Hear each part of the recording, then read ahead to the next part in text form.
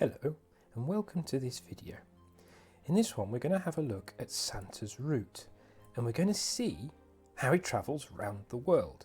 Now of course everybody knows that Santa uses a sleigh and reindeer, and so what we're going to do is calculate the optimum route for him to travel around the world, and we're going to have a rough gauge of the speed of his sleigh.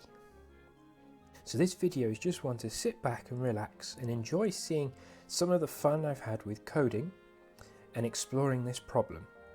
In future videos, especially in the network series, we're actually going to unpack some of the tools that I've made for this video, and hopefully that's quite exciting. So let's get started. So I needed some data, and as is often the case, I searched the internet. I managed to get a data set which was quite old, but of capital cities and their distances. But what I did is update this data set, prepare it, clean it, because it had quite a lot of false or out-of-date countries, and then prepare it as a JSON file, and it's just in this format, as a dictionary with the country, which really I should have called maybe city, and then destination and distance, and a whole set of those within a list. Now, this looks a bit like an adjacency list, and in fact that's exactly what it is. It's like a weighted adjacency list. So we could create a network, or we could build a map. So the first way I decided to try and do this was to use a sort of pinpointing method where I would place three or four cities in about the right location, and then allow radial propagation to certain distances to correctly place a city. So in this case you can see South Africa and Italy, Rome, radially expanding to get to Norway. And that would give us the correct placement of that city, and you can see that both circles finished at the same point, showing that Norway was correctly placed. But then if I used these three cities to look at Japan, you can see that the propagation is going really well, the circles are slowly expanding, it all looks like everything's going fine. But as we start to get closer, we lose one, which was from Norway. The Italy-Rome one is spot on, but that's because I used that as the primary centre. And then the South Africa, of course, is off as well, which really shows that this positioning from Rome is wrong. It's not directly in line, it needs to move up a little bit, and that angle we can work out. But I realised that this approach was both computationally heavy and not very elegant. So I decided to try a new approach, where I would set Italy as the centre. And so eventually, by using Rome as the centre point for this map and angles out from that point, I could create the map using the distances. And here's just a little animation of that as it's forming.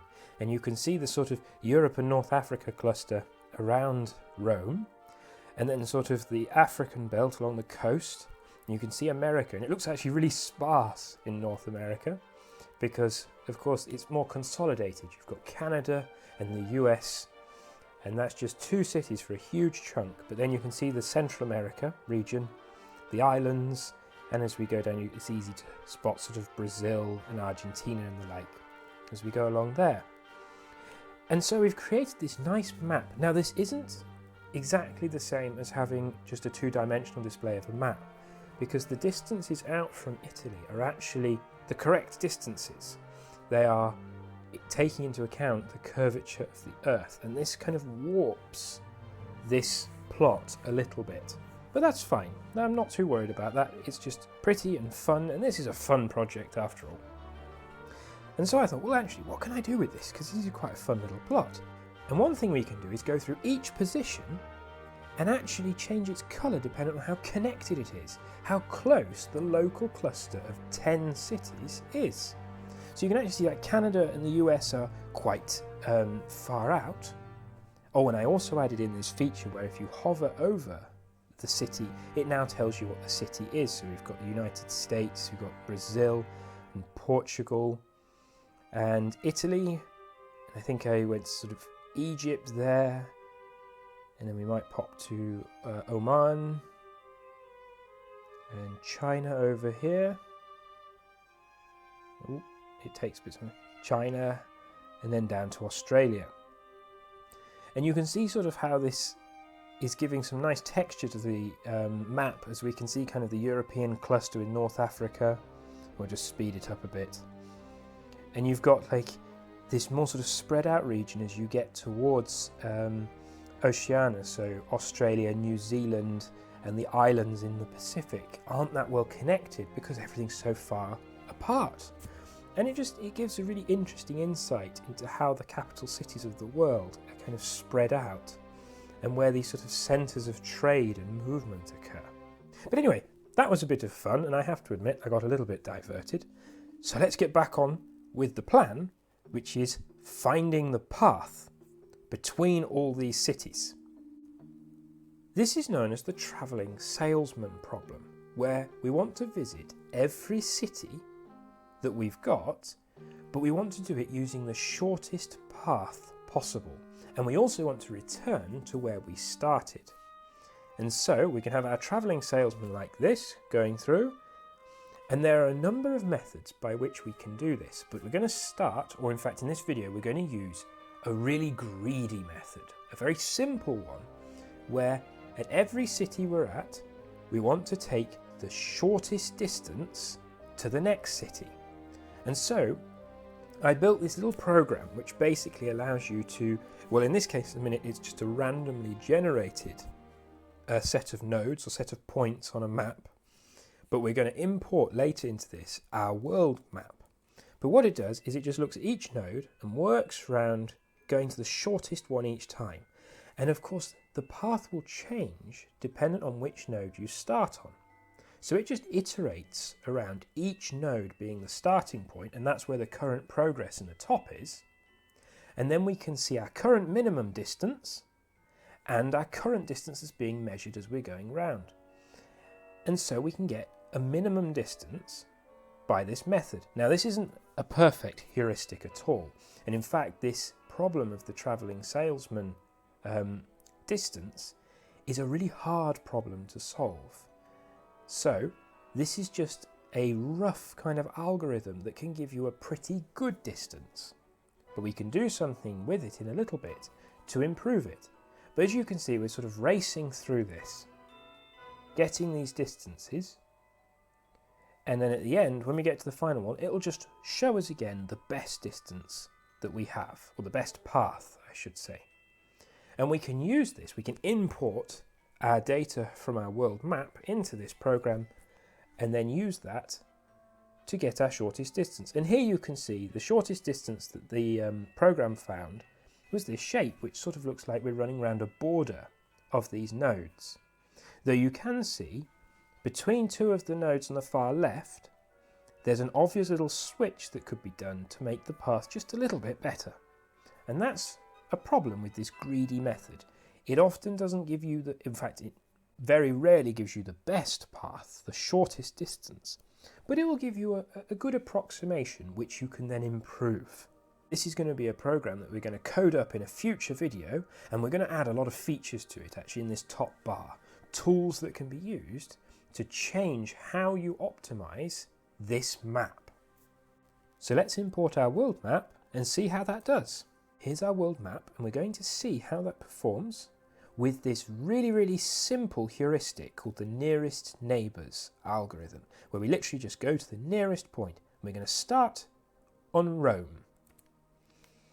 You can see it's just racing round. I removed the line showing the connections to each city, and we're just seeing the best form. And now what I've got it to do is to leave the best working path in yellow while it overlays the blue path of the one it's working on, so we can see the subtle changes as it improves. Now, as you can imagine, this is quite a large thing to run, so we've raced through, done a little space here, I think it was about 20 minutes, and now we're just right at the end to see the final one. So you can see this is what it's come out with as the best one, just with that very, very rudimentary heuristic.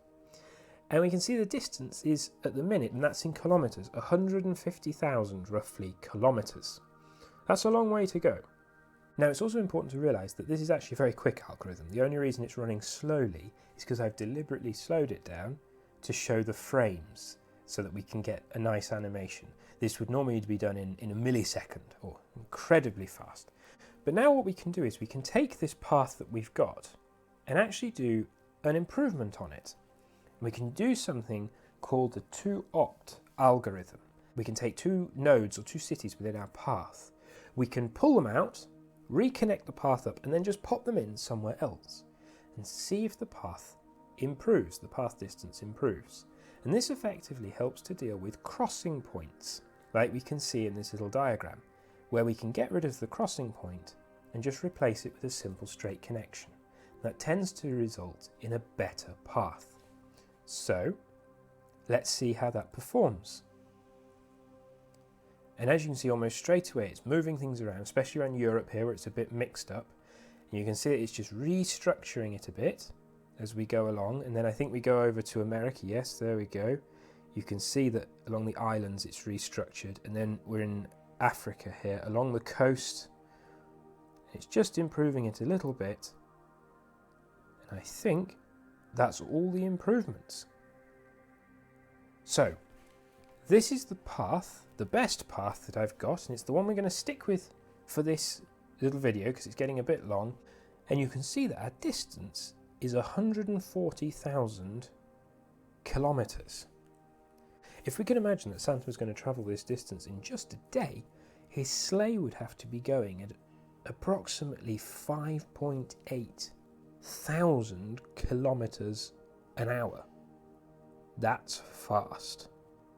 So, clearly, sleighs and reindeer are the best way to travel. But before I show you the final path as like a closing credits, let's just have a couple of thoughts about the seriousness of this actual algorithm, because this has been a bit of fun and it's been, you know, just a nice little project to do around Christmas. But there are a couple of big limitations that I've done here.